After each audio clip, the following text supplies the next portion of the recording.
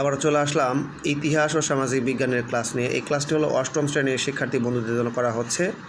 আমি এখানে মোট 8টা কুইজমূলক প্রশ্নের উত্তর দিব। তো ক্লাসটা অনেক ইম্পর্টেন্ট। চলে যাচ্ছে মূল পড়ার দিকে। আমার সঙ্গে কয়েকজন ছাত্র রয়েছে, তারা উত্তর দেবে। প্রকৃতির বিভিন্ন উপাদান নিয়ে গঠিত হয় কি?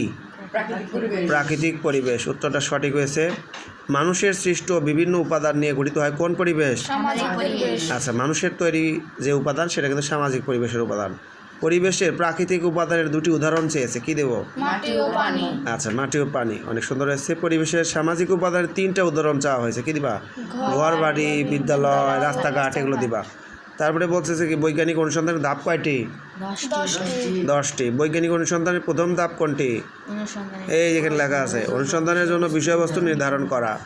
এরপরে বলতো অনুসন্ধানের যে কোনো বৈজ্ঞানিক অনুসন্ধানে তথ্য বিশ্লেষণের পর কী থাকে? ফলাফল বা সিদ্ধান্ত। এই যে তথ্য বিশ্লেষণের পরে থাকে ফলাফল বা সিদ্ধান্ত। আর একটা আছে লাস্টে, বৈজ্ঞানিক অনুসন্ধান প্রক্রিয়ার শেষ ধাপ কি? ফলাফল উপস্থাপন ও শেয়ার করা। বইতে আছে কিন্তু। তো আমি এই যে এখানে 10টা বৈজ্ঞানিক অনুসন্ধানের ধাপ রয়েছে, সেটা আমি তোমাদেরকে দেখাই দিলাম। সবাই ভালো থাকবে। এবং এই সামনে তোমাদের কিন্তু বার্ষিক পরীক্ষা রয়েছে, যেহেতু কারিকুলাম বাতিল হয়ে যাচ্ছে, এবং মূল বই থেকে বিভিন্ন ধরনের কোশ্চেন তৈরি করা হবে, ছোট প্রশ্ন, বড় প্রশ্ন। তো আমি সেগুলো আমার চ্যানেলে দিয়ে দিচ্ছি, আজিম লার্নিং পয়েন্ট এই চ্যানেলে। আর ইংলিশ উইথ আজিম ইউটিউব চ্যানেলেও দেওয়ার চেষ্টা করব। তো তোমরা এই চ্যানেল দুটো সাবস্ক্রাইব করে রাখবে।